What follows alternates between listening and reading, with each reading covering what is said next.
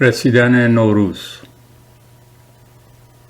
بار دگر جان به دل و جان رسید، غنچه شکفت، گل به گلستان رسید. از دم آن جان مسیحا نفس، جان به تن زنده بی جان رسید. بادی وزید، ابری رسید، رعد و برق، خوشخبری داد که باران رسید. بلبل مست از طرب آکنده شد، سبزه دمید، فصل بهاران رسید. بوسه سبزه به لب جویبار، خوش بنشست، منظر یاران رسید.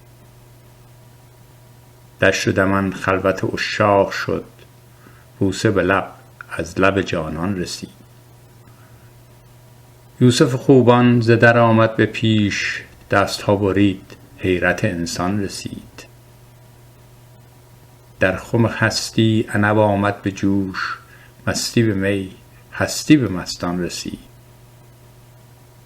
ساقی شیرین دهن زندگی، مینا به دست، مست و خرامان رسید.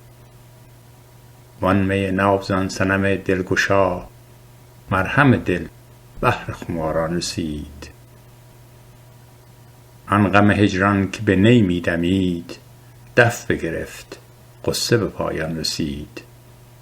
درد و فراق و تب عشق انتظار، با قدمش همه به درمان رسید.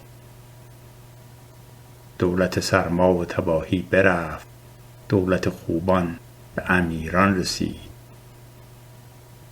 دیو پلید از در دولت برفت، شاه شهان از در سامان رسید. بندها برید، درها شکست، باز شد، دولت آزادی به ایران رسید. روزها شدند چیره به شبهای تار، نوروز پیروز شاد و خندان رسید. بار دگر مه ز افق زد، پرتو نور بر همه یکسان رسید.